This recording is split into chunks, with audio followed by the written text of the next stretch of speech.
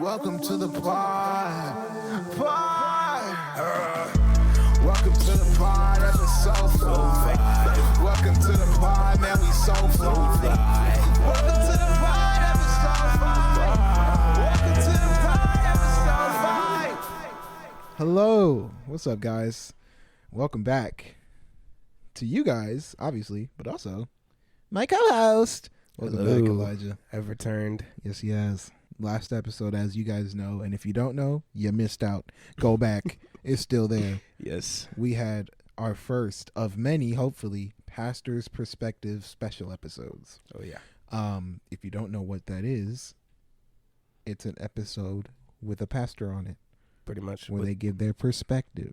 I know. You missed it. I had my dad on there. So don't skip the regular ones either. They're not, different vibes, different content. Still all good. Facts. We make the best content on YouTube and Spotify and Apple Music and or Apple Podcasts, Google Podcasts, Apple Podcasts, Amazon Podcasts. Okay, anyway. Deezer, everything. Everything, yes. I don't know if y'all knew that. We on everything. If you're listening to us on something that you don't usually use, we probably got what you usually use. Just saying. How did you like episode 4? You left in the middle. I don't know. Did you listen to all of it? Were you able to make it through? I know it was a longer one. Yeah, I went back, not only just being there in person, because I left through half of that because I wanted to actually hear it fresh for myself. But then I listened through like half of the video on YouTube during school. Mm-hmm. And then I had to like really pay attention. And so I stopped. But so you don't even know the secret word. I think I was there towards the end for that part. Oh, okay. Yeah. The secret word is a secret though, y'all. Maybe you'll get one at the end of this one if you actually listen to the end. Maybe it might not even be at the end. I'm not going to say, because then you're just going to skip to the end. The secret word. No, I'm just playing. Just say it right now. But yes, it is very nice to be back. I'm glad y'all are here. Yes. Listening in. All right. We got topics. Yes. Top picks. The top picks for our topics. All right. The top pick being, okay, so. Go ahead, Elijah. For today's episode, I wanted to talk about, as an opener, I wanted to discuss convictions. It's a super common topic within our Christian circles. Yes. And so for references, before we were starting this podcast, I was looking up some stuff about it, and I realized this is probably not even that's not a term that everybody uses. Conviction. So we got to start by explaining what exactly do we mean by convictions. Right. What is a conviction? What is a conviction? Nice. Very well spoken. Yeah. Are you asking me? No. Okay. I think I'll answer. Like, because if you look it up in the dictionary, a conviction is like happens in court. Oh, yes. Or there's like the old school definition where you're like, you really feel strongly about something, so you're filled with conviction, is what that's called. But in this sense, it's actually something else. A conviction is kind of like almost similar to like your conscience, or like something that you feel wrongly about, or you're wary of this maybe more than something else. So like, for example, a conviction that probably everyone has is thinking about murdering someone, right?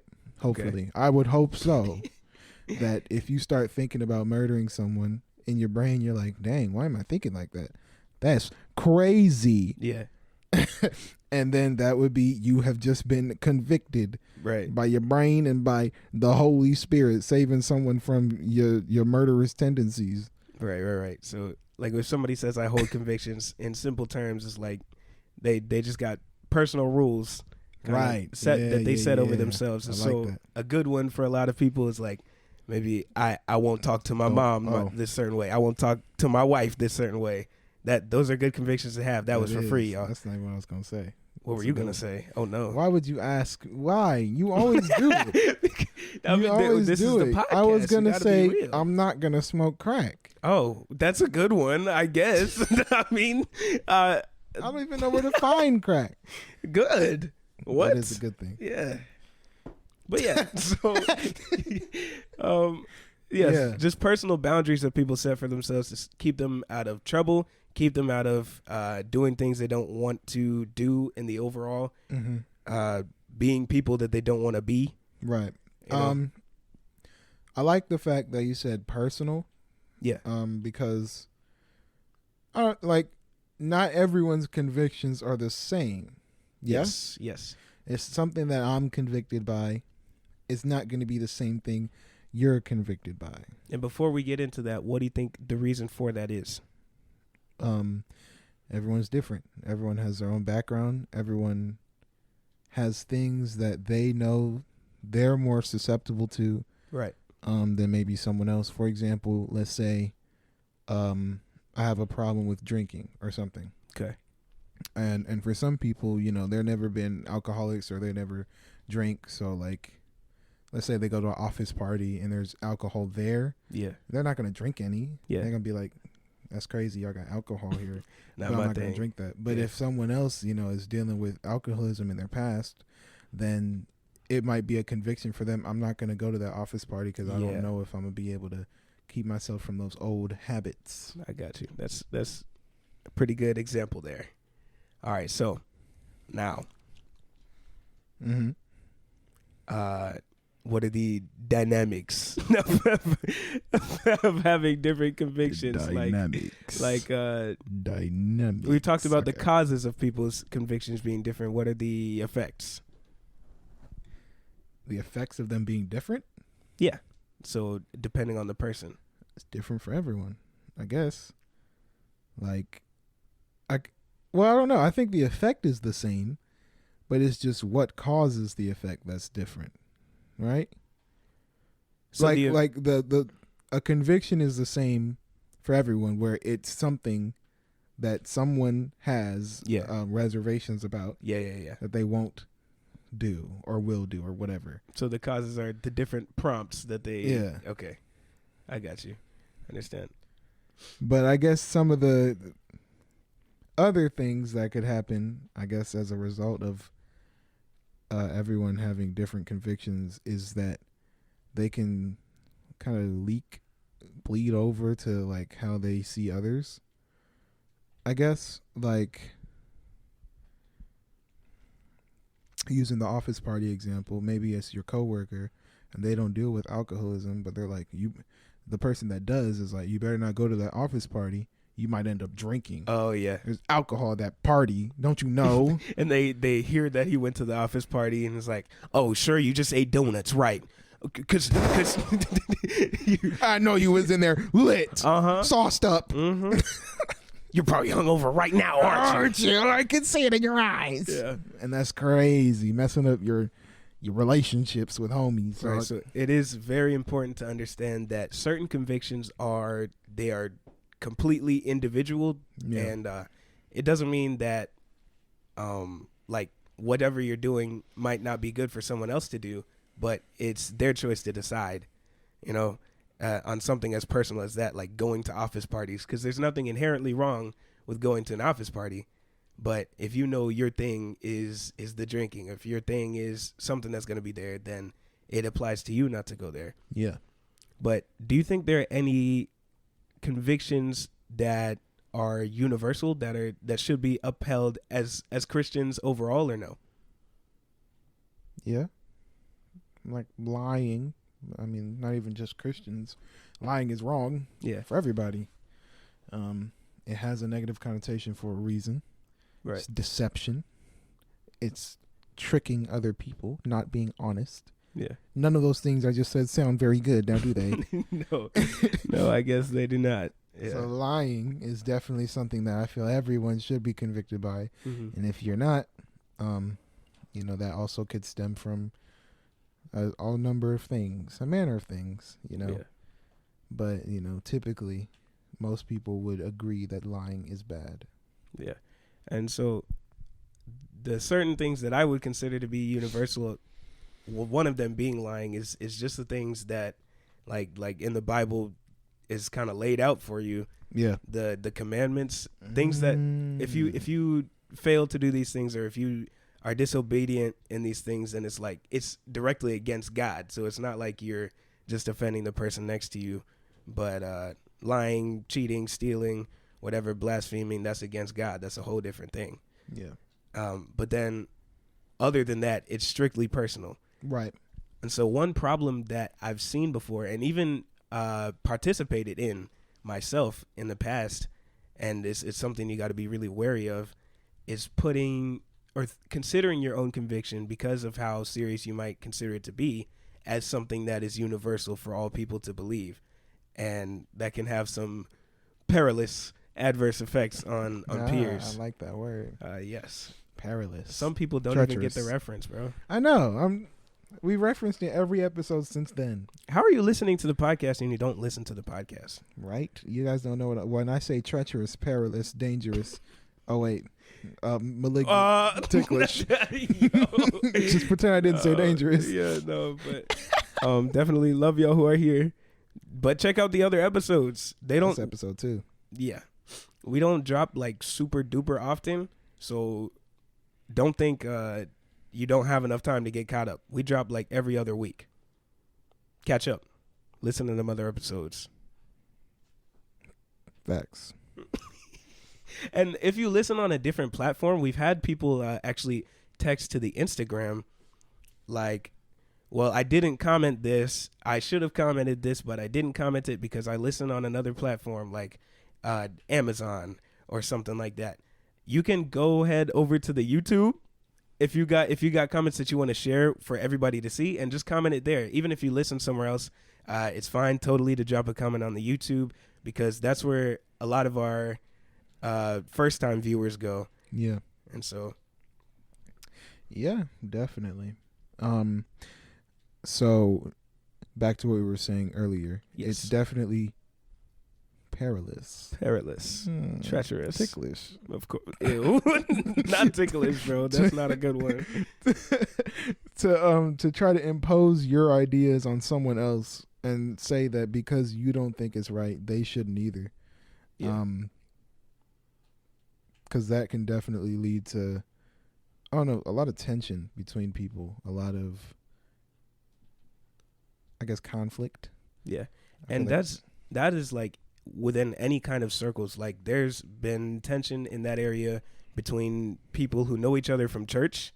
Right. There's been tension in those areas from maybe people and strangers that they just know are also Christians, and also strangers that aren't Christians. Yeah. You know, and so one thing that's very important to understand is that for people who aren't Christians, even those things that we say are universal, mm-hmm. like the 10 Commandments from God, like you don't get to assume that they believe that they should live by those.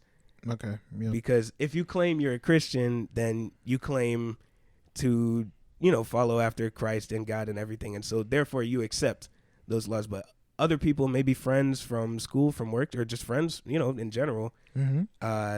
That don't claim Christian, you got to recognize that they are not trying to take on the same ideals as you. And so even if you see it as it being in their best interest, in my experience, the best thing to do is to share the hope and love of God with them, rather than telling like, oh, you're not like me, you're going to hell because I don't drink and you drink. Yeah.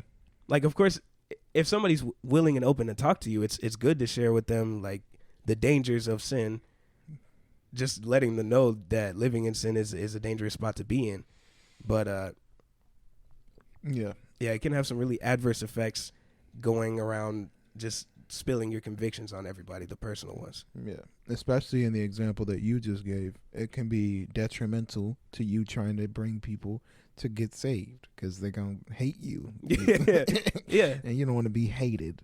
Yeah. Another thing that we'll get into later, but I'll bring it up now, a little sneak preview, if you find yourself thinking, well, I don't have that problem because I don't have any friends that aren't Christians. I'm not sure if, one, that's a good thing. And two, if you find yourself, and I've said this before in a lot of different places and platforms and whatnot, but if you find yourself avoiding people who don't think the same way that you do, I find it incredibly difficult to understand how you get anybody saved. Who are you telling? Other people that are saved? Yeah. It doesn't make sense. But we'll get into that later. We shall. Okay, I wanted to talk about it real quick right now, but yeah, we definitely do have to save it. We got to save it. Something that I want to ask you, I guess, are there any convictions that you know that, you know, people that you're close to or people that you just know in proximity, that people have that you have seen, like, rub people the wrong way, like clash with others or something like that? Yeah. Give me a second here. So one obvious example. Yeah. Actually, yeah, this is a pretty good one because I've had a recent experience with it. So I know a lot of people in our circles have a thing about going to the movie theaters, where, and I get the sentiment behind it because, you know, down the hall they're playing Chainsaw Massacre or yeah, I mean they do. Okay, don't get me wrong, they have a lot of wild stuff going on these days, even not just in the theaters but on Netflix, all these streaming services. They be playing some madness. They do, you know. But Netflix got a show called Lucifer. I like I want to watch Lucifer. Like, bro, you're tripping. But corny. But yeah,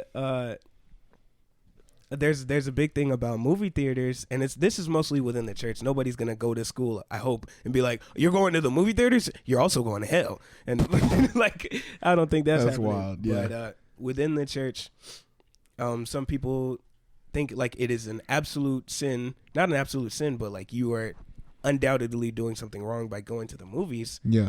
And I've known people who are in church, and they'll post or something on Instagram about having gone to the movies, and we strike up a conversation about it, and they're on the defensive because they've heard that culturally it's like, oh yeah, you're not allowed to go to the movies. So they're like, hold on, are you about to be judging me because I was at the movies?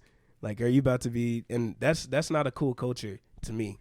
Yeah. Especially because that has nothing to do with living for God. True. And I think somewhere it might have come from somebody's personal, very helpful conviction that they felt like it was everybody's to follow. Yeah.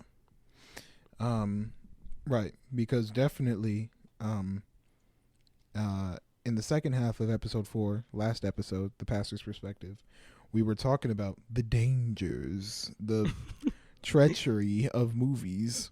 What? Because treacherous. Oh. I got you. Of movies, media, how they've changed. I mentioned it earlier. They got a show called Lucifer on Netflix. They got a show called a lot worse. They got a lot of shows. Moving on. I'm not saying titles, but I'm just saying. Yeah, there are shows. And it's like, if you find yourself always trying to watch these shows, what's this about? You can't see me. I'm shaking my head at you in disapproval. Not in disapproval, but like, you know better. Like, and if you don't, I mean, these are things that you can figure out. But like, there are some things, even especially as a Christian, that it's like, you're not supposed to. Come on now. It's called Lucifer, dog. Right. Why are you watching? And obviously, I've never watched the show per se, so maybe it's a nice show. I guess I don't know. Show. I love watching Lucifer. Like I'm literally judging a book by its cover. Yeah. In that instance, and a lot of people, might argue, "Hey, bro, you don't even know what the show's about. You're just judging it off rip." Yeah. Don't care. Yeah. Yes, I am. Because that second's called Lucifer, dog. Right. I'm not watching it. Right.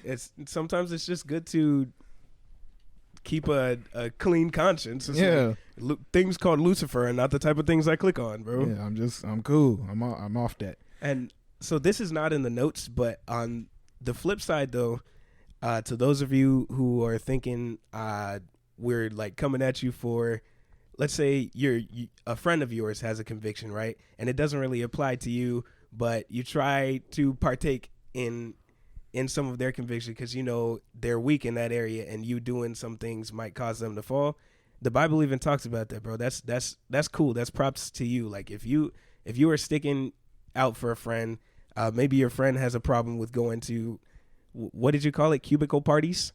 Office party. Office party. Yeah, there you go. And you don't go to the office party either because you don't want your friend to be alone in that because he's struggling not to drink. I mean, it's not a requirement for you, but that's props to you.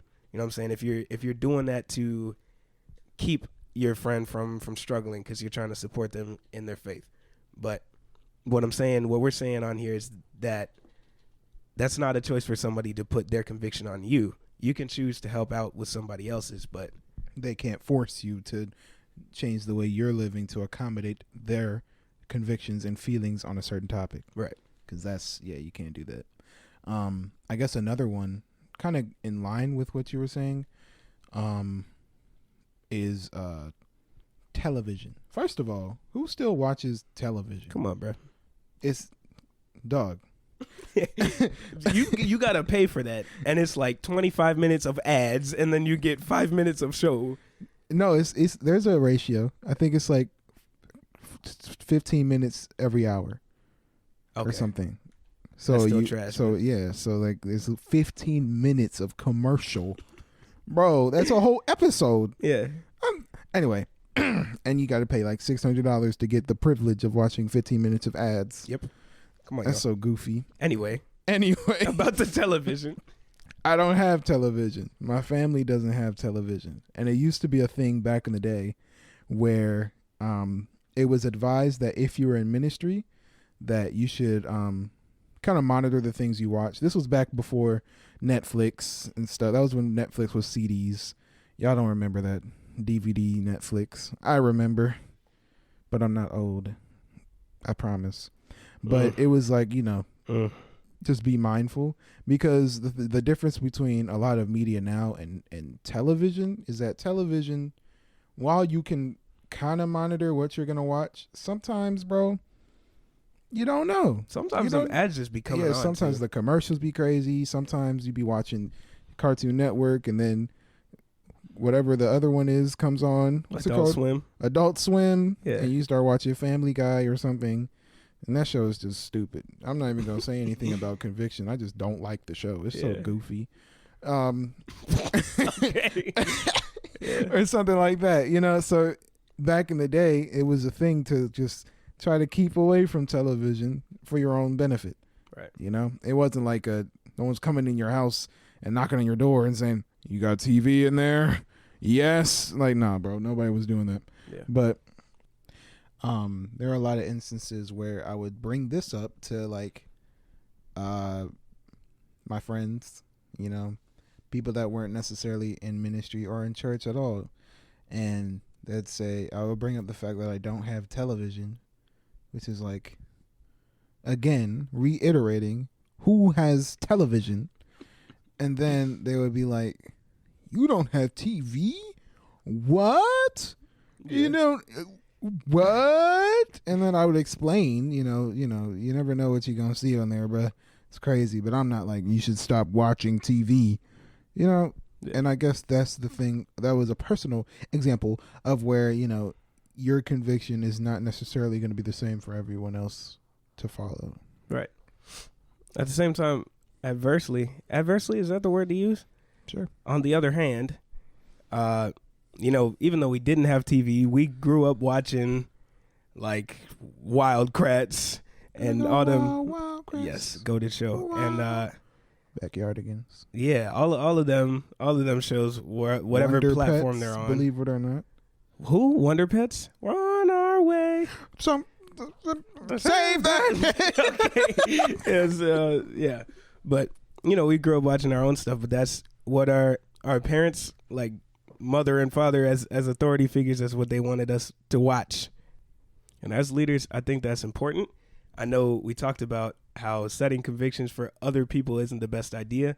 But as far as people that you're responsible for, like your kids or the church body, if you're a pastor, just don't, I mean, you don't force everything on them, but live by example. That has a really big effect on people who are willing to follow you. Facts. Actual factuals.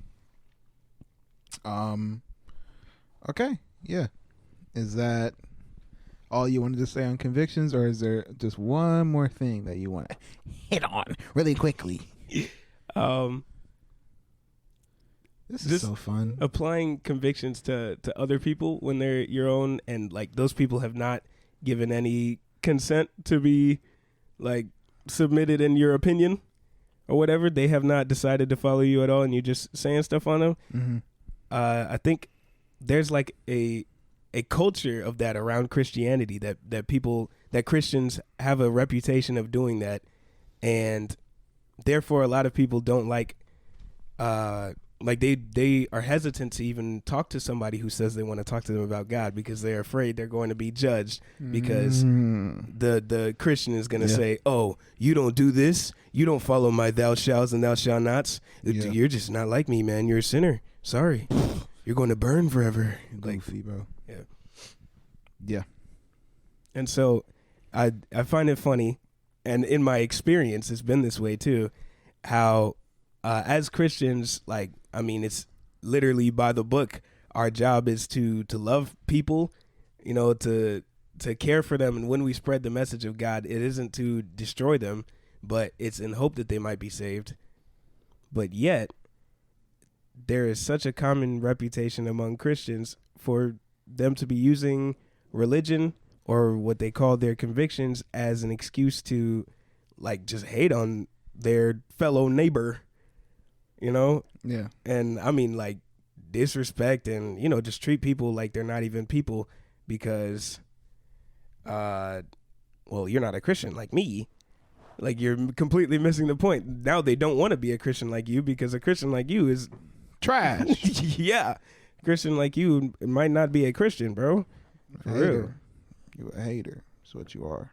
And so there's like when I've tried to witness to people at school, some have gone really well. But I've heard some people, they'll come up and be like, well, oh, are you one of those people that believes in hate the sin and not the sinner? And that, in the words by themselves, that sounds like a pretty good philosophy. Yeah. You know, that's how God is about us. Like, he doesn't want to cast us into hell. He desires that every soul make it into heaven, that every person find repentance, but sin is going to hell regardless, whether we decide to be attached to it or not. We have that choice, you know. But unfortunately, the phrase is ironic because it's most, like, in most people's vernacular, the phrase is ironic because people say that and then treat the sinner with hate. Yeah. And say it's because of their sin. And that is the complete wrong way to go, man. Yeah. Yeah. I've seen this a lot where a Christian, sure, like trying to take their Christian card, you know, Christian. No, I'm fine. Yeah. A Christian will be in real life, you know what I mean? Talking to real life people, and I don't know, like, sometimes I wonder, bro, how, like, you know, we live, I'm gonna say it again, in real life, right? Like, how do you mean? How do you mean?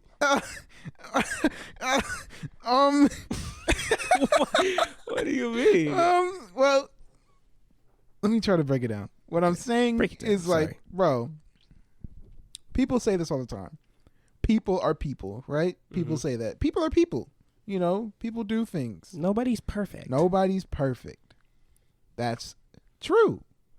Nobody's perfect. You're not perfect. Yeah. But then they'll go out in the world, and not like the world, like in real life, and be shocked, appalled at people living differently than they live. I'm like, bruh. I am tapping my head right now for the listeners in disbelief. Intensely. Intense disbelief head tapping. That. Where I'm like, come on. Not everyone is going to fit into your description of good. You know, not everyone's going to do the things that you think are right. And in that, it doesn't make any sense to use something like that as a reason to not associate, as a reason to treat them differently. You know, maybe treat them differently, like I want them to get saved or something. I don't know, but you should be treating everybody like that. So maybe not differently. Yeah. But then more often than not, I'll see people go, oh, don't go over there. Don't talk to them. You know, those people are weird. Those are weirdos or something. Or oh yeah, they like to smoke in the bathroom. They be hitting those vapes. Yeah. Disgusting. Gross. I couldn't be me. Right. Oh, yeah. That guy, he's for sure a little fruity on the low. He's for sure a little fruity on the low. He's for sure a little bit gay. Yeah. I'm not talking to him. Ew. What if he says something gay to me? Yeah. It just sounds hilarious saying it. 'Cause I'm like, bro, no way you're this dumb. And I'm sorry if you think this way, but that's a dumb way of thinking because you can't get anyone saved like that. So it's stupid. I'm going to just say it how I think. This is the podcast, dog. Sorry. But yeah. Yeah, and a central focus of who we are as Christians, believing in Jesus Christ, is that he died not for our perfection. He didn't die for our happiness. He died for our sins because we have them. Yeah, facts. And committed them and lived in them. And other people may not have accepted God into their lives yet. That just means they're at a different point in their life, you know, and you could be a crucial part of helping them get closer to God and make that decision if you would be a friend to them. Mm-hmm. You know, if you would show compassion instead of being stuck up. And I'm not, okay, it sounds really targeted what I'm saying right now. And I'm not talking. It kind of is. Yeah, so it's not targeted at certain behavior. It's not targeted towards any specific person, but an attitude. Right. And I'm not saying that it's an attitude that I am invincible to. I think it's a very stupid attitude. Right. But nobody's perfect. You know, we be doing stupid things. Yeah. But yeah, just please look out for your neighbor, bro. Love thy neighbor, like they say. Yeah. And in my experience, I feel like I see this more in younger individuals or like in school, stuff like that. And I think the reason for that is that in a lot of cases, and I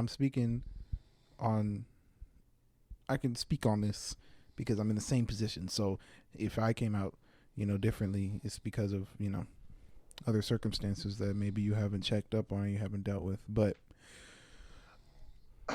I grew up in church. I'm a PK, a pastor's kid. I almost said a pastor's child.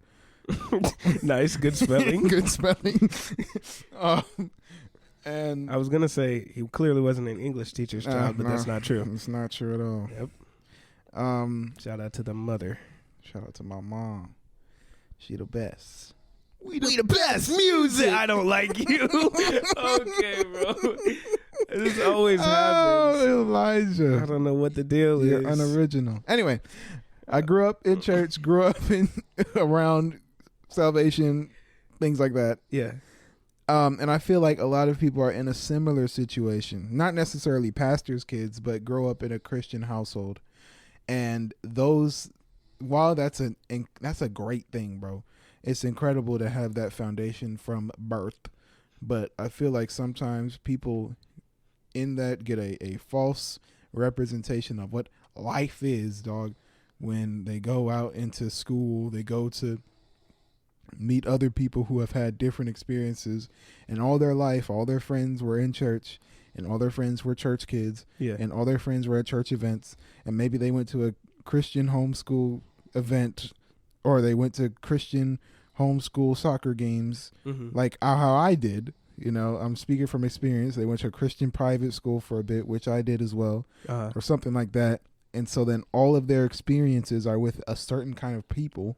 So then they go out into real life, which is why I was talking about real life before, and they're experiencing and having interactions with people who might not think the same way they do, or even think remotely similar to how they do. Yeah. And they don't handle it well. They're not treating them with grace. They, and when I say with grace, I mean like a grain of salt. Yeah. With patience and understanding. Yeah. Yeah. Instead, they decide to judge them or treat them as if they've done something unforgivable or something. Yeah. And it's like, bruh. Yeah. And I've noticed multiple times throughout this discussion, we've described people living in sin as people who happen to think differently and whatever. And we're not trying to say that, like, you know, everybody's going to heaven in the end, so don't worry about it. But, you know, a sinful lifestyle is not what God wants you to continue living in, but also a lifestyle where you don't care about nobody and you just judging everybody that you see that's not right in the eyes of God either.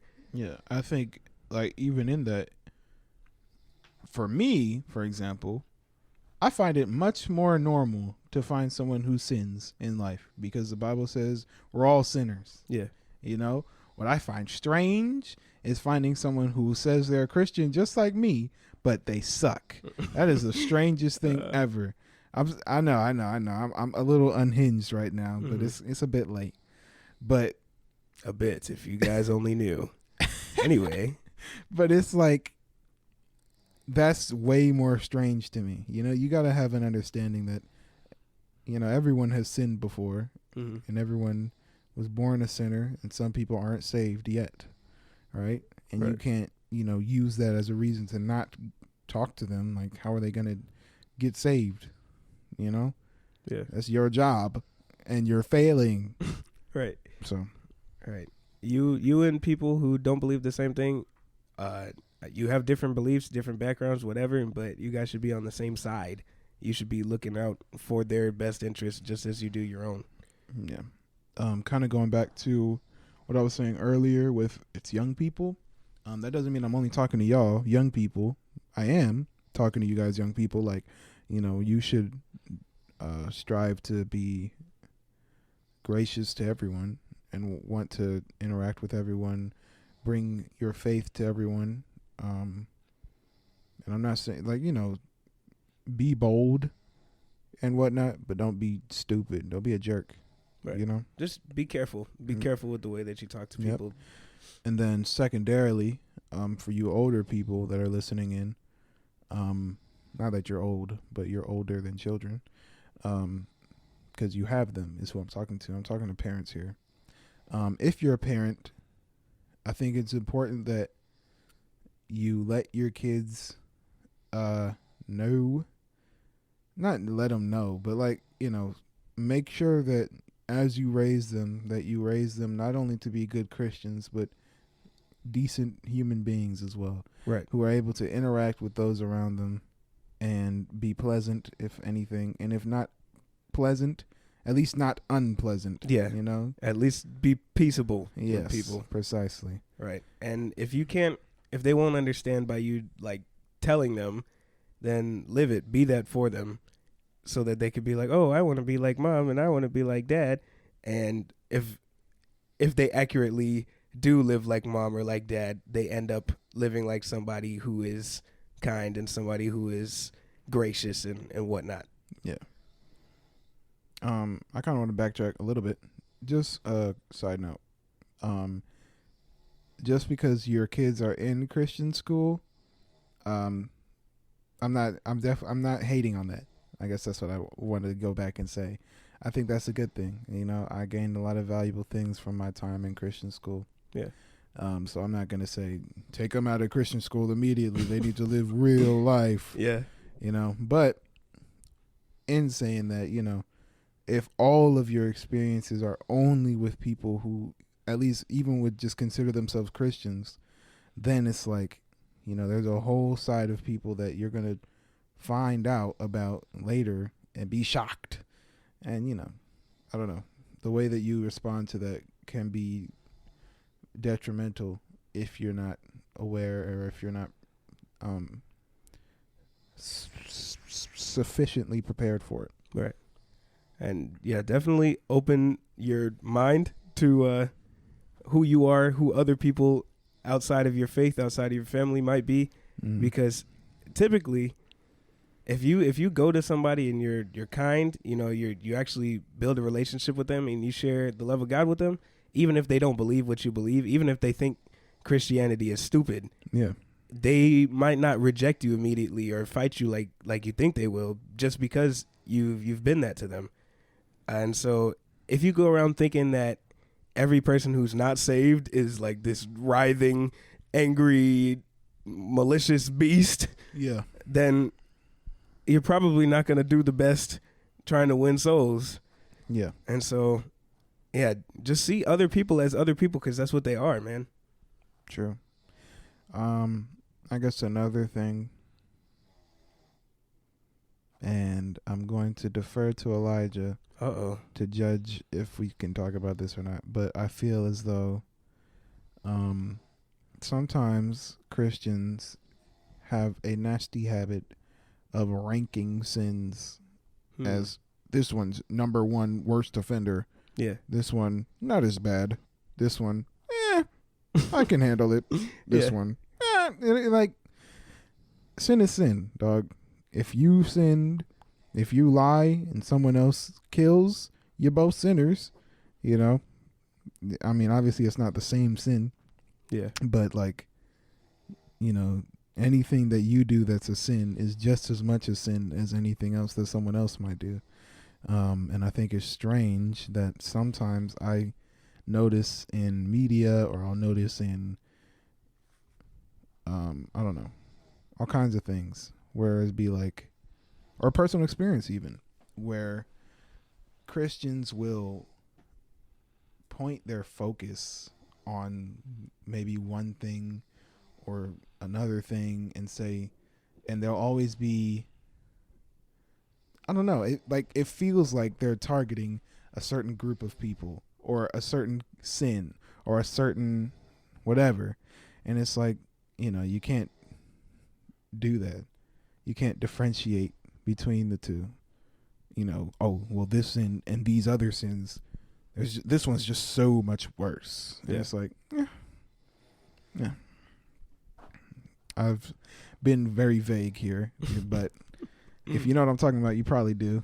And if you don't know what I'm talking about, I think we should talk about it. Yes? Yes. Because it's important. Oh, man. It's very important that people hear this. I'll let you lead, though. Okay, so who knows what I might say. We're talking on the subject of homosexuality. Yeah. There's a reputation of Christians looking at homosexuality as the worst sin, or even just like you'll just treat somebody different completely. Yes. Like you'll take a liar, you'll take somebody who beats their wife, you'll take anybody and you're like, oh, don't worry, God can change you. God can deliver you. And he loves you, and I love you, and hey, I care for you and all that. Like, they'll take all of that, but then because somebody is living in a certain sin that they can't really identify with or whatever, they don't see the motive. Yeah. Then it's like, oh no, you're a monster. You're a freak. You're doing more damage than you think, and it's less righteous than you think. Yeah. There are people that I've known closely. For example, there is somebody I knew in middle school, a very good friend of mine. We would hang out all the time. We worked together on homework and whatever. And it was this girl. I always knew she wasn't like the most girlish girl, but I didn't say anything. I wasn't trying to lead anything in any crazy direction. But as we're growing older, this is a few years ago, but years go by, and then she's like, yeah, well, I believe I'm a lesbian, man. You know, and that's how she told you. I'm a lesbian, man. No. But just letting you know, it was growing on her, you know, and she was beginning to identify more with that. And like I said, she wasn't the most girlish before, but after she really accepted it and made that decision, a lot of things started to change rapidly. Yeah. Like the way she dressed changed, the way she walked changed a little bit, and on Instagram she was just posting a bunch of like really how you say, like lesbian. Yeah, I mean some really driven stuff. I'm like, yo, I'm just about like characters and shows and stuff. But it was just thirsty. Some thirsty stuff. But I know it's to become more comfortable, you know. But and I was like, dang, this is happening. You know, I know this is a very difficult struggle for people who, I mean, for some people you wouldn't consider it a struggle if you're not trying to live for God. Yeah. But for people, it's a struggle for people to come from that and live for God. Yeah. But either way, she was still my homie, you know, like I didn't stop hanging out. We didn't stop working together on tests and everything. She was still the same person, only a lot of things on the outside began to change. Yeah. But as the year was coming to a close, I was going to go to a different school, and, you know, all of that. We weren't probably going to continue talking, but I was like, yo, if we can be for real, I know you know I'm a Christian, you know, but I haven't really tried to share my faith with you before because I guess I was kind of waiting on the right time. But clearly all the times have passed, and you know, so here's a time to talk about it. It's better than any other.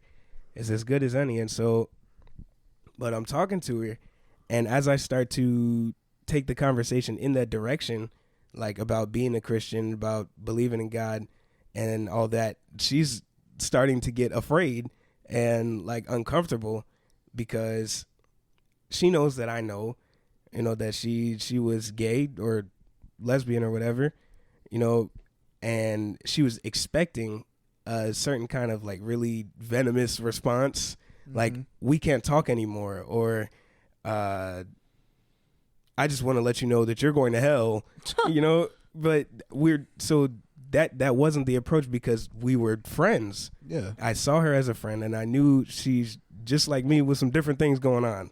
Right, and so I was like, look, man, you know, the Bible says it's a sin. I got sin. He got sin. She got sin. At the end of the day, we're all going to have to stand before God. But God is an open resource to you just as much as me. And so the same way I can receive God and forgiveness for my sins and change my life, you have just as much opportunity. And I told her, like, you're not worth anything less to me. You're still the same you. But just keep the door open. You know,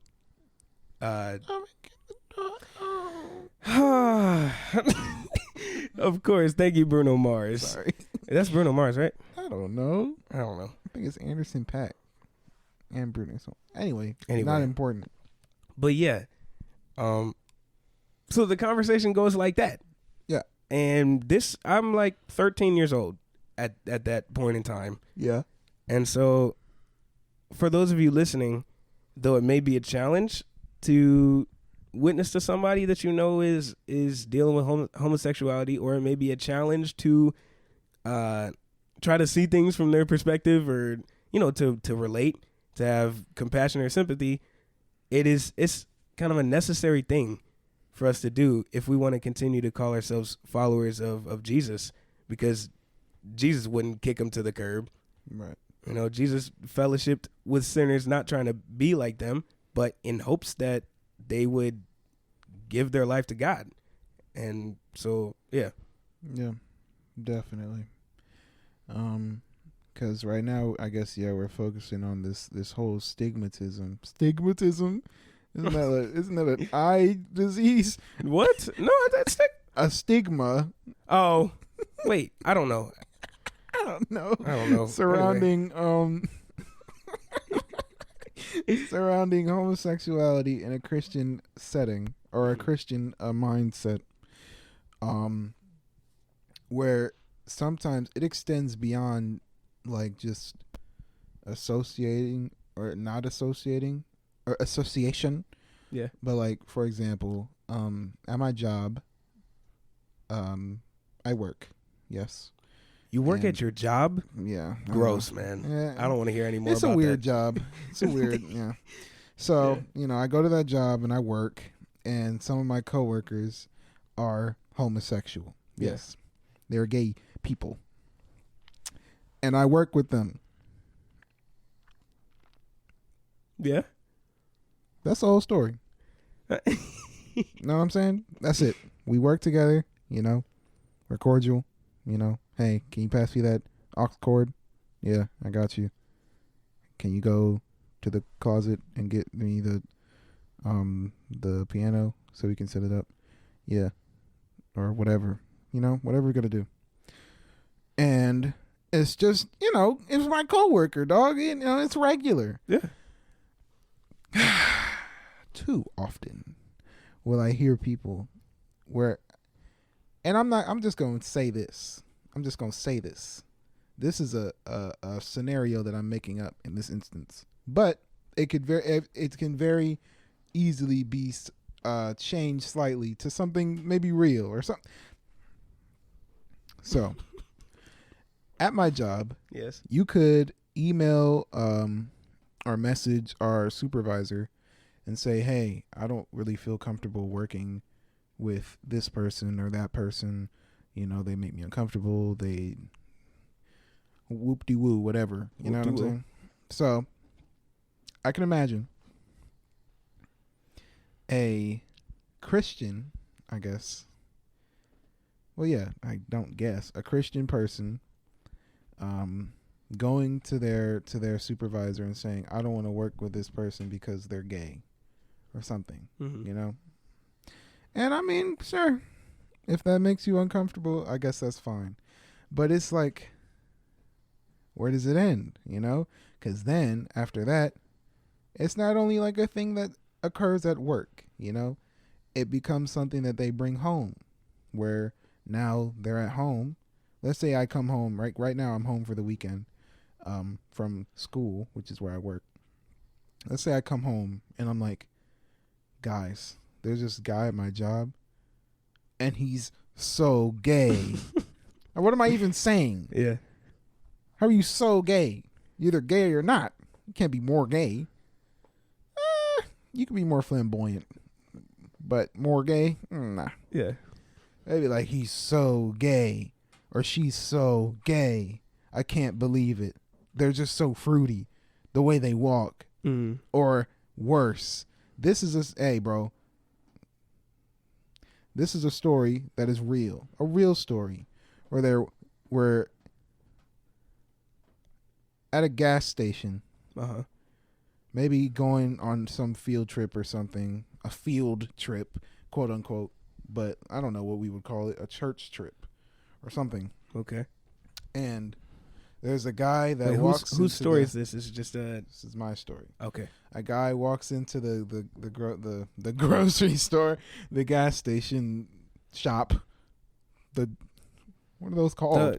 The mart. The quick mart. The quick mini mart. Yeah. And in the vehicle, someone decides to make the comment, that guy looked so fruity. And I'm like, why did you say that? Yeah. Why did you say that? That's so, like, what is your goal? You're judging someone, And a lot of Christians might take offense to me saying that. Like, well, I mean, it's sin. We judge sin. Yeah. You're not judging sin. First of all, you're making an assumption off of maybe the way he walks or something. That man could have a war injury. Oh my goodness! Walk like that, or something. Oh my goodness! And it's like, just these things that make Christians seem like nasty individuals, because they really are. If they're acting this way, they are a nasty person. And like these things where I'm like, I don't see it with other sins. I don't see it with Like, I don't know. Sometimes I might mention that's bad for you when I see someone smoking cigarettes. Yeah. You know, because it is. It's y'all not, listening to this podcast and smoking cigarettes, stop it. Yeah, don't smoke cigarettes, y'all. You know, they're addictive, one, and they're incredibly damaging to your body, like physically, obviously, and like not only physically but visibly physically. Like, Yeah. you could kind of tell when someone be smoking cigarettes, dog. They look like a cigarette smoker. It's real. not good for you at all. But imagine if we, every time we saw someone going out for a smoke break, we're like, that guy looks so smoky. Or something. Like, it doesn't even make sense. There he goes again. There he goes. Smoking his cigarettes. Smoking his cigs. What a cig smoker. Never mind. Yeah.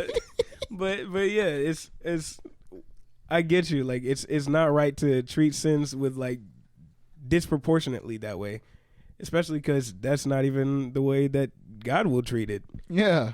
You know, if somebody's coming to God and they're like, God, please save me. He's not gonna be like, well, I would, but you a little fruity. We got two others in line that just didn't really commit as big sins as yours, so right. Like, no, that'd be goofy.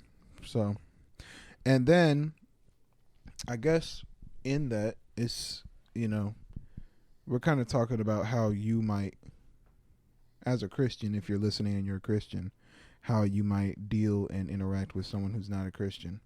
But also in a lot of instances, there are cases where, you know, it's hard as a Christian because of the way people treat you, you know, where from the outside looking in on a Christian, I don't know, they just have a lot of apprehension towards Christians. Yeah. I think in some cases that really opens up a big window for you to make a difference in somebody's perspective. Yeah.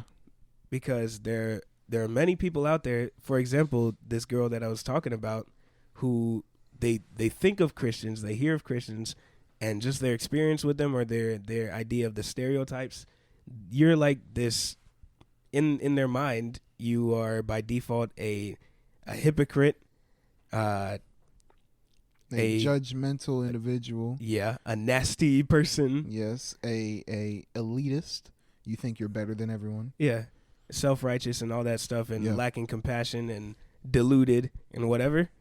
And they'll think all those things. So when you show them genuinely that you're not, and not in an effort to be like, no, I'm not those things. I'm actually pretty cool. Yeah, no, but being a person to them, they're not going to forget that ever. Nah. When they hear about a Christian, they might think of you for the rest of their life. I've heard people on the bus to and from school before who are not Christians and who are they're blatantly living in a sinful lifestyle, and people have said things about Christianity, and it's like, oh, actually no, I've seen some kids before that don't act that way. I've seen some people before that truly care, and they're not Christians. They're not Christian spokespeople. You know, they're not trying to advertise a church to you, but they have seen somebody in their own life show genuine care, and they'll defend it. And so you can really make a difference in somebody's perspective if you take the time to share with them and conversate with them and love them instead of rejecting and avoiding them. Yeah. For those of you, I'm assuming, at least right now, because we're not that big yet, but all of our listeners are based in America. So right now, while we're still talking about spiritual stuff, this is getting more into the nitty gritty. The real. Yeah.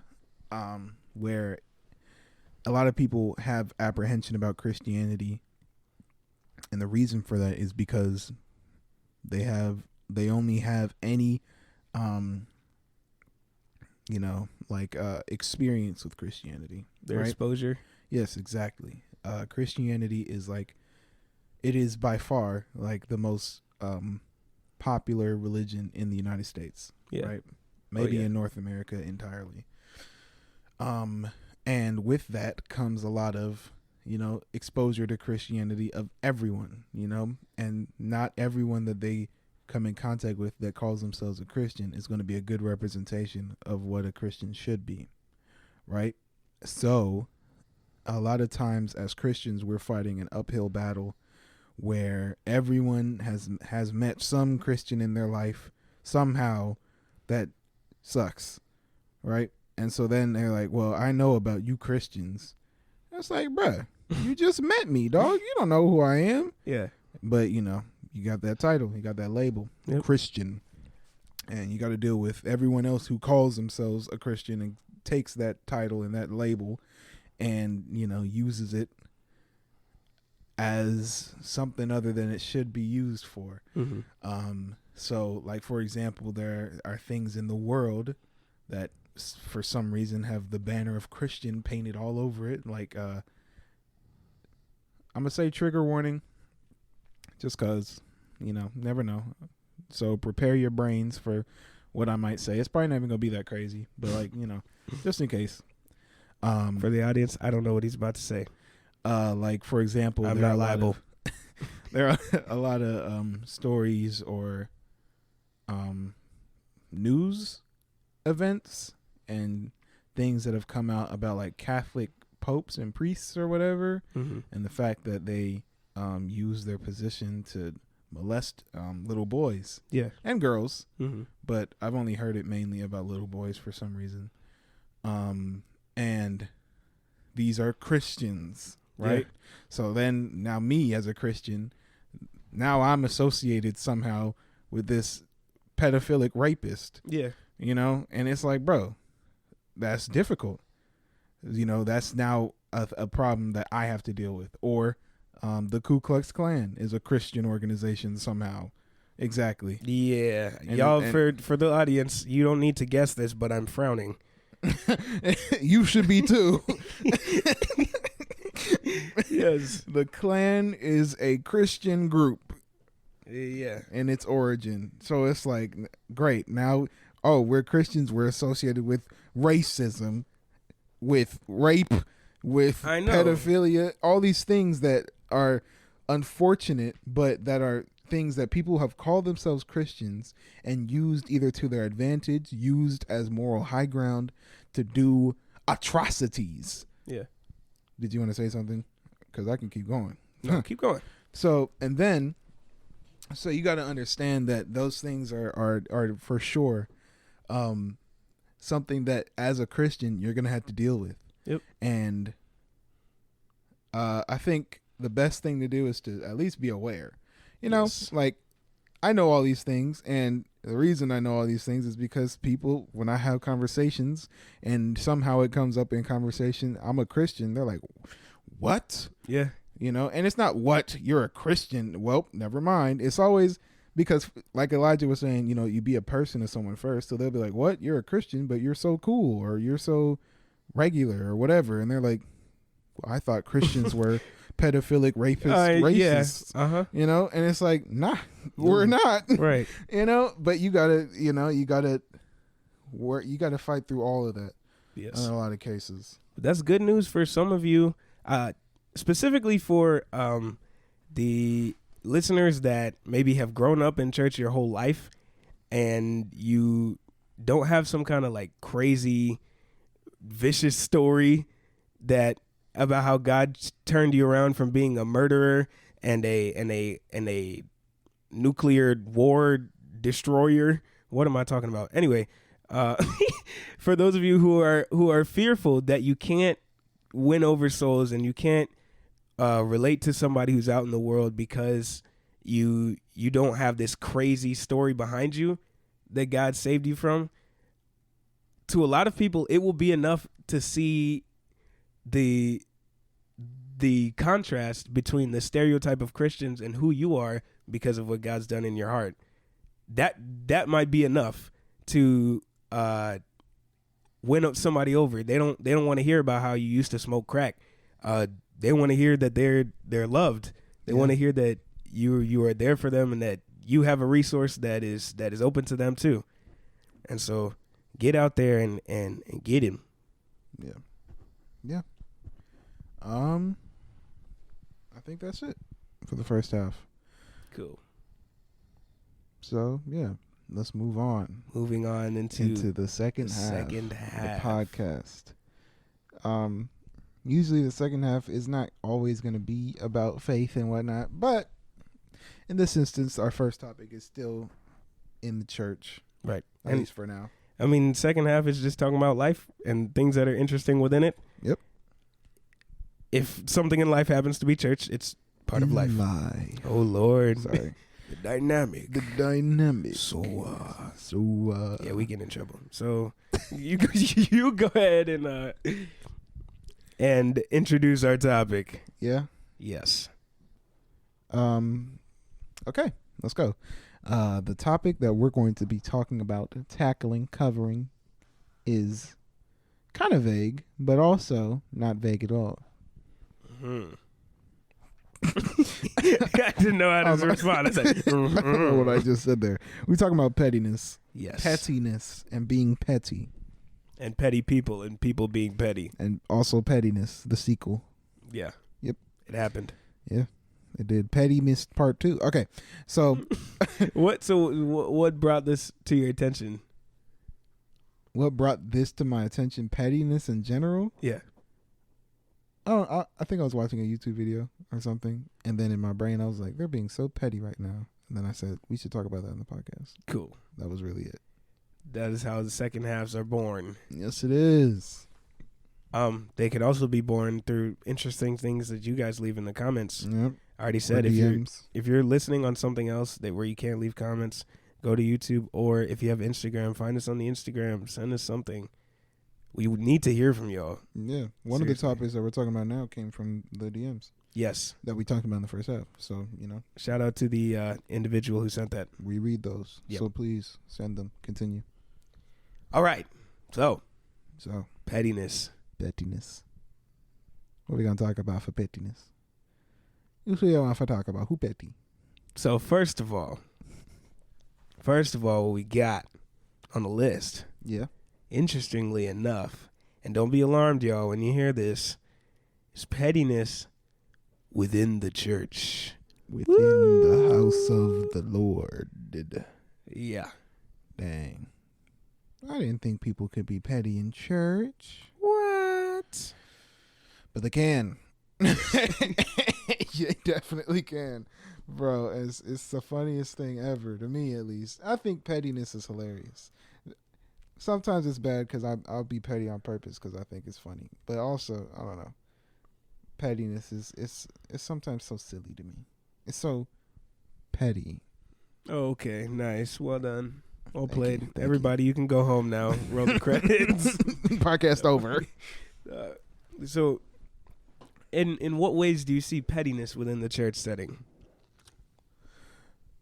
I see it a lot, but it's never gonna be super evident to you. But there are some things that are really simple, but it'll be like for example, let's say,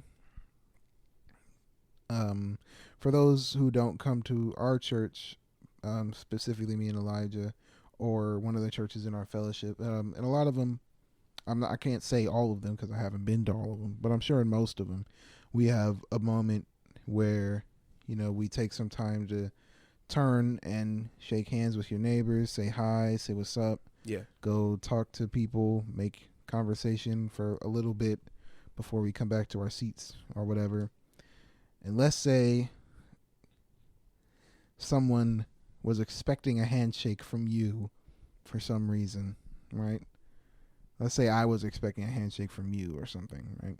And then I'm sitting on one side and you're on the other side, and then you're shaking hands or whatever, and then you don't come to my side to shake my hand. Yeah.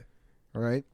Do I do this on purpose? No. Okay, I just was. Well, who knows? Business. Okay. In my brain, I'm like, why wouldn't he come to shake my hand? Okay. He did that on purpose.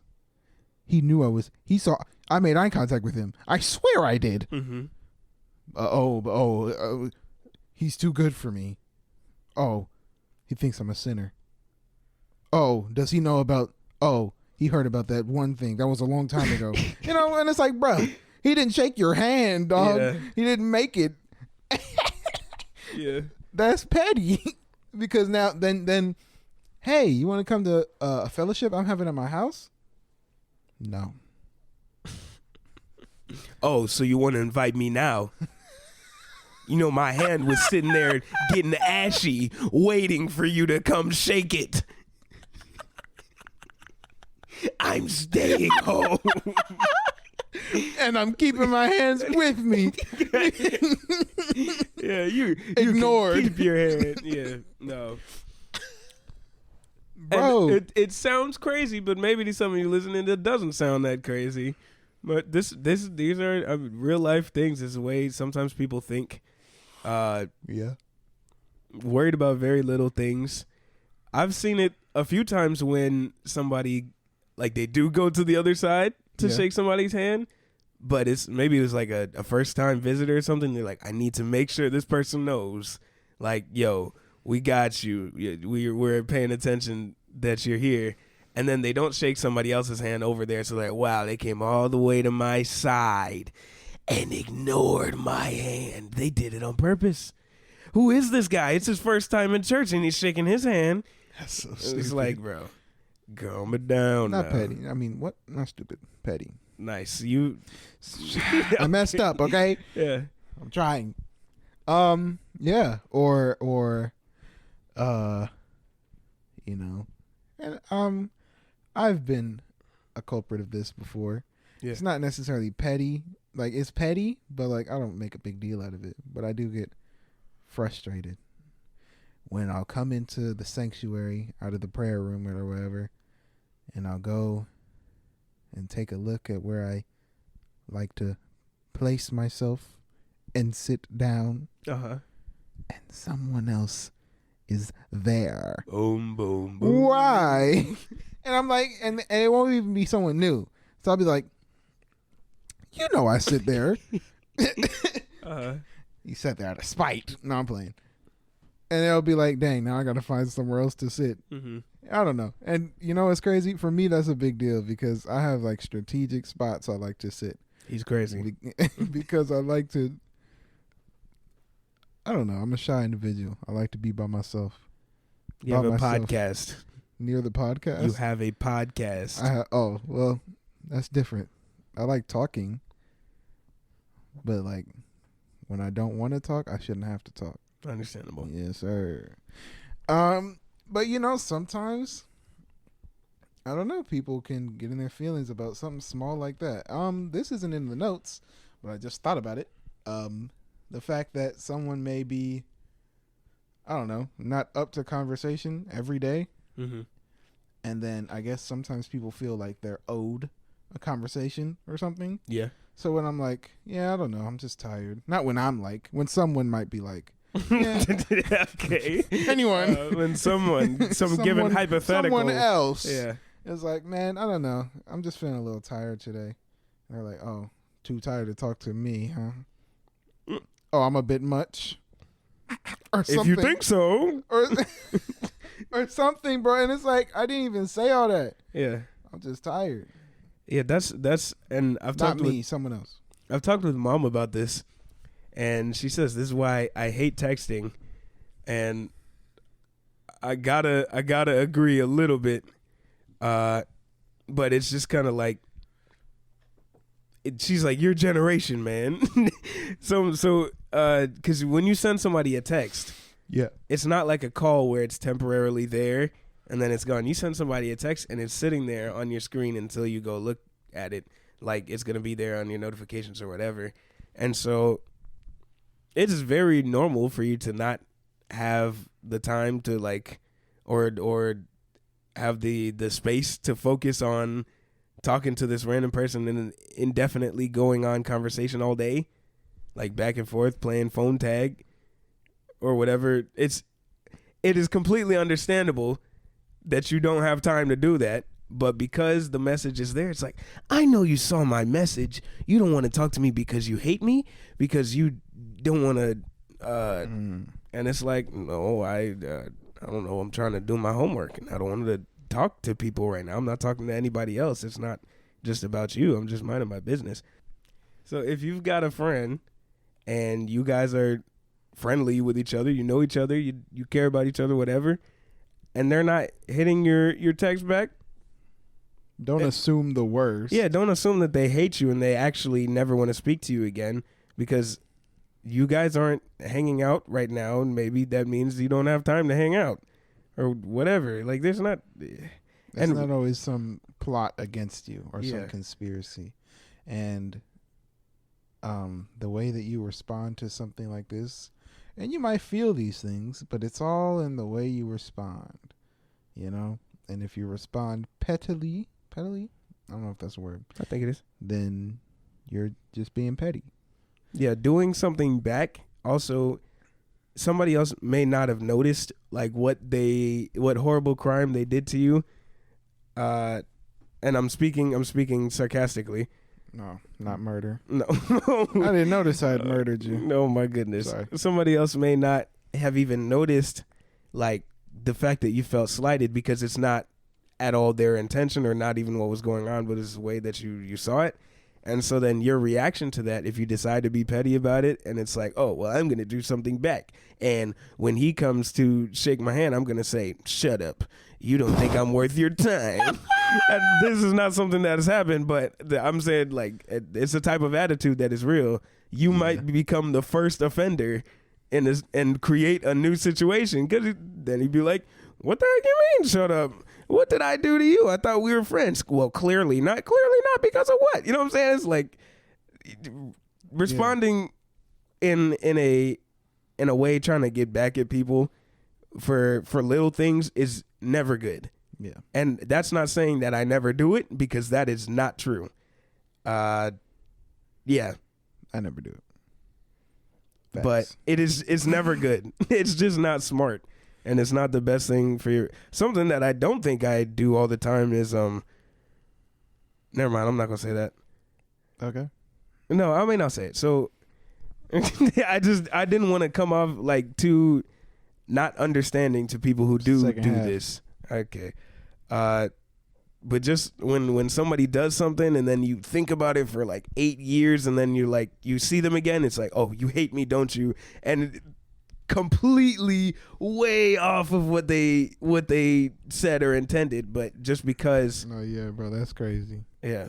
In their brain, they're like an author.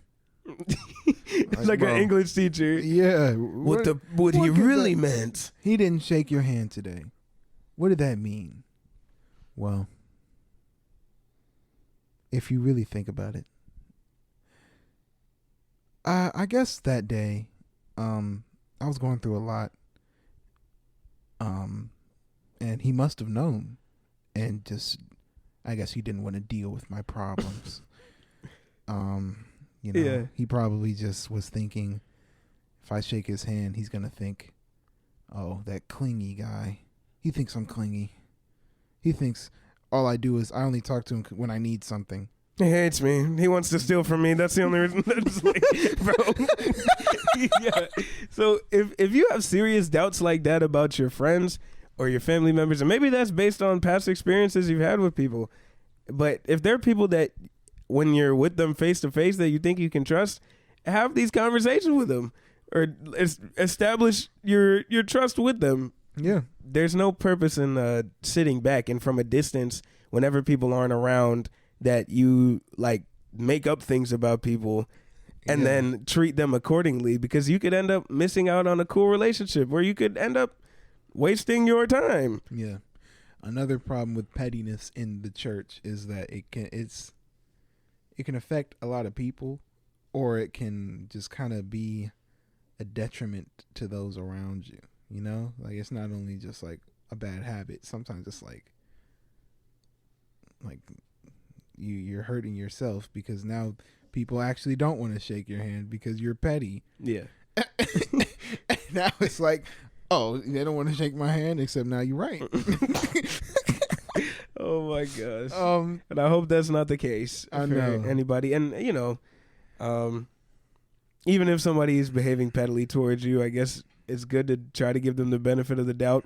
so that you won't be in the wrong. Like, I'm gonna shake your hand anyways. I don't know why you're acting crazy. Yeah.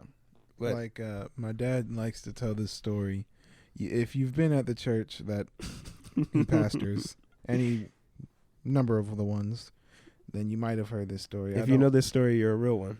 Yeah, let's just say it like that. He tells a story about it was the end of the year, and so they were playing a compilation of all the events that happened in that year, the end of the year video, you know? And so they're watching through this video, you know, it's like I guess they watch it before 3, 2, 1 Happy New Year. So it's the last thing before they do the countdown. And it's like, wow, look at all these things we did as a church. Look at this event. We had this pastor come.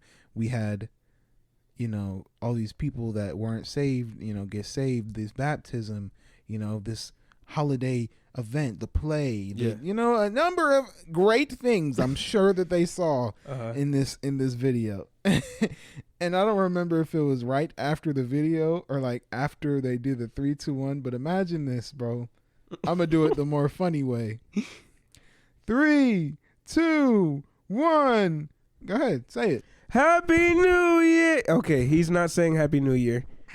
He is crossing his arms in silence with a frown, in case you guys couldn't see. Of course you couldn't see. All right. And then my dad goes to this guy who does just that. He's like, bro, what's wrong? You look so upset. What happened? And man, you would have thought this man's dog died or something. Bro, looking dejected. Like, what's going on? Well, I wasn't in the video. What? What was that? Say, I wasn't in the video. Yes. The infamous phrase. And this man is so hurt that he's not in the end of the year video. And it ruined the whole rest of he didn't see anything else in that video. He was looking for himself, which is crazy. And it's like, and then now, you know, he's in a funk at the New Year's, and is, you know, now my dad is having to talk to him like, man, it's, you know, it's not that big of a deal. You didn't have to be blah, blah, blah, blah. I'm not going to speak for my father, because my father, I'm certain that he cared. I would have left you there being sad. But I'm saying that your pettiness is affecting those around you. Now I'm like, bruh, my day is ruined, or my night, my evening, whatever, because you wanna cry about a not being in a video of compilation of church events. You ain't no church event. You're not a church event. Come on, I mean, man. yeah. I'm just playing. No, and even if, like, I get maybe somebody is hopeful that they want to see something that they thought would be cool in the video, but even then, like, to, you know, people want to come talk to you, and you're like, you know, I could have a normal conversation, or I could sit here and twist up my face and be like, I wasn't in the video. Like, I understand you wanted to be in the video. Honestly, that's cool. Honestly, but bro, I never want to be in them. I hate being in those videos. They be catching everybody lacking in them photos. It's like, oh my gosh, but because, bro, all the pictures of me are bad. Because I don't take pictures. Yeah, I showed you that picture. I had them heart glasses on, sitting in the darkness or whatever. Bro, that's gonna be the only picture of me in the end of the year video because Katie's making it. Sorry, Katie, I just name dropped you on the pod. Her. But she don't listen to the podcast. She's a hater. Sorry, y'all. If you're, I was really about to talk to her and say, if you're not listening to this right now, but that doesn't make any sense, y'all forgive me. It's late. It is very late. It's not that late. So, anyway, but yeah, even if you wanted to be in the video, you should take a moment before spreading, like, putting that on other people who is really, I mean, they're just minding their business, is they didn't make the video or whatever, and you're just like, actually, I wasn't, because now, imagine they're like, man, New Year's of 2004 was just so lame because, you know what I'm saying? Yeah. Like, don't make a mountain out of a molehill, even if there is a molehill. Yeah. Yeah. I actually think that's actually all the time we have for today's episode. We have another topic, but I don't know. I feel like we've kind of covered a lot of things we want to talk about. And like Elijah said, it is getting quite late. So sorry for the short second half. It was not a half, but you know, it was interesting. I'm hoping, and I mean, the first half was like thinking back. First half was pretty good. I call people stupid. Oh I my goodness. rarely do that. That So means pretty good. Yeah, that means we were invested. Does it not? Hey, but if you're listening and you feel like you may be that person, it's not an attack on you necessarily. Definitely not. But think about your role models in the Bible. Think about people who you're supposed to follow and be like Jesus. As Christians, we're trying to follow in the ways that Jesus lived. Yeah. And one of those ways was indiscriminately sharing the gospel with people. He kind of was the gospel, but sharing what he had to give with people of all kinds. And so you might be that for somebody. So yeah, definitely open your eyes to the general population. Yeah. There are many wonderful folks waiting for you. Yep. So thanks for listening. The secret word is going to be. Let me make up the secret word. Hold on. I feel like. Never mind. You go ahead. I was just gonna say. Let's go with degree. Degree. Okay. Yeah.